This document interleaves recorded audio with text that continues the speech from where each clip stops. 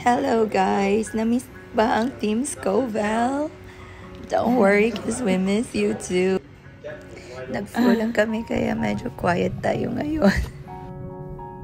Ganito yung bosses ko. So papunta kami niyan ng mamili ng mga gagamitin namin for binignit or dinuldog. Ito, naghahanap kami ng saging. So I just picked that one. Tapos ito naman, maghahanap ako ng langka para pansahog na din sa dinuldog na gagawin namin.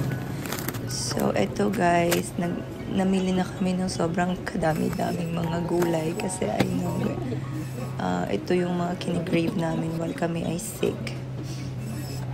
Mamili na rin kami ng isda para at least may makain din kaming isda. So, yun nga, may mga lagnat pa kami. Pero, as soon as nag-effect na yung gamot, dapat lalabas ka agad para good mood pa tayo. Ayan, namili kami ng taro.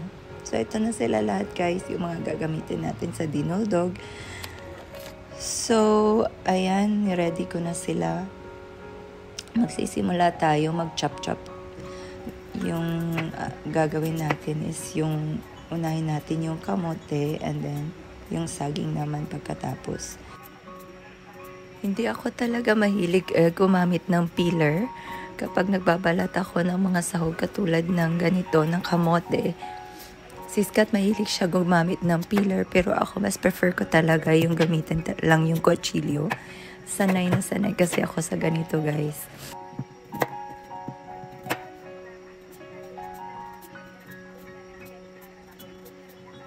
Kapag Holy Week talaga, mas masaya talaga ako kapag nakagawa ako ng dinuldog or binignit or kahit nakatikim ako kapag bibigyan ako ng dinuldog or binignit kapag Holy Week.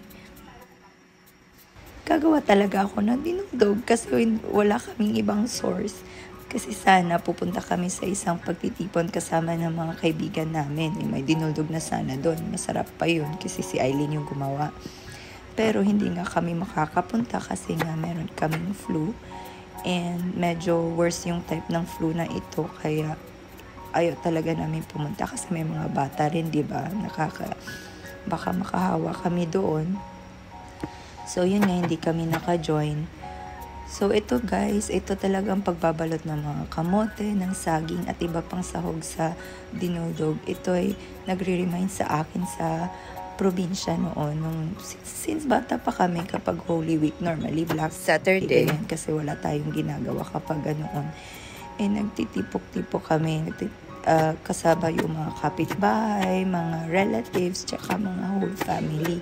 Ito yung parang mga fun moments ko guys, kaya yung mga ginagawa namin normally is nagbabalat ng mga saging, kamote, kaya expert ako sa part na to. Tapos, yun nga, normally ang ginagamit namin doon sa harap ng bahay, yung sobrang kalaki-laking kaldero.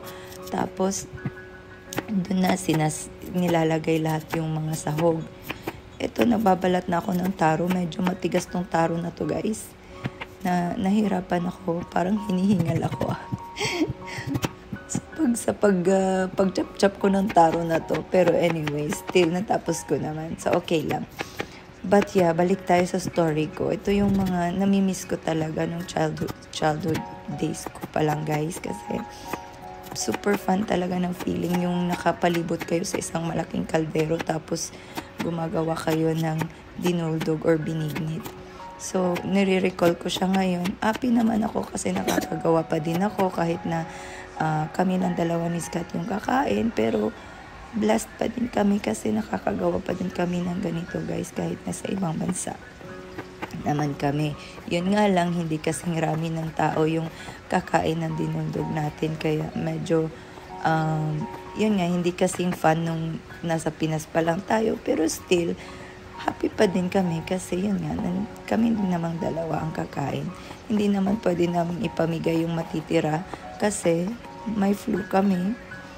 Before kapag gagawa ako ng ganito tapos may manghihingi na friends ko dito, binibigyan namin as much as possible kasi kami lang nga ng dalawa yung kakain. So ayan na guys, ready na din yung langka natin. Ngayon, i-ready ko na din yung sago. So ang ginagawa ko sa sago is hinugasan ko siya Tapos, sinusoak ko siya sa tubig. Ayan yung kamote natin, yung saging, yung taro, tsaka yung langka. Yun na yung mga ingredients natin, guys. Oh, yung ginger. Natawa ko doon sa ginger kasi nga hindi maganda yung pakiramdam namin. Tapos yung tindahan na pinunta namin, sobrang dami yung isang pack nila ng ginger. Hindi namin pwedeng i-separate. Pero hindi kami pwedeng. Ayaw na namin pumunta ng iba pang tindahan. Kaya ayun, binili na lang namin yung buong ginger. Ang dami-dami. Anyways guys, ayan, nilagay ko na yung taro kasi yun yung pinakamatagal na maluto. Kaya siya yung pinakauna kong nilagay.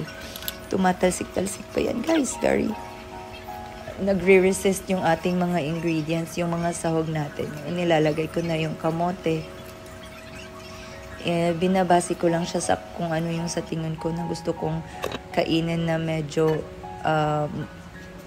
mabuting pagkaluto, tsaka yung ano yung hindi ko gustong maluto ng sobra. Ito naman yung rice, nilagay ko na din para maluto na din siya sabay ng taro tsaka ng kamote. So, balik nga tayo guys dun sa story natin. Yun nga, nagre-remind ito sa akin sa aking mga childhood days. Super fun talaga yun guys, yung nakapalibot kayo sa malaking kaldero kasama ng mga kapitbahay, kung sinong dadaan bibigyan ng dinuldog. Very fun moments and it's worth remembering. Kaya ito, tinatry ko siyang i-relieve. Tinatry ko siyang gawin dito sa amin. Kasi nga, diba, may sakit kami pero gusto ko na at least normal pa din yung Holy Week namin. Ayan. Minimekos-mekos ko na siya guys. Nandyan na lahat yung sahog natin. And then, ayan na yung ating milk, coconut milk. Pwede naman yung nasa lata guys. Pero ito yung nakita namin pinakauna dun sa binila namin. Kaya yan na yung kinuha ko. Nagmamadali talaga kami that time para at least nasa peak pa yung effect ng gamot namin. So, ayan, i-mix-mix nyo lang guys. Pagkatapos, ayan na, ready na yung food natin. Yan na yung ating dinuldog or binignit. I'm super happy and glad na nakagawa pa din kami amid the fact na nag-flu kami. So, ayan guys, very ready, yummy, lutong-luto yung sago as how I would want to cook it. Thank you so much guys for watching. Ayan, yung mga tanim ko. Yung isa talagang na, nahihirapan siya. Pero the rest, they're very healthy. Yung isa naman kasi tinouch ko siya after ko i-massage si Scott. Kaya siguro ganyan. Hindi naman ako sure kung totoo. Pero anyways, thank you guys for watching.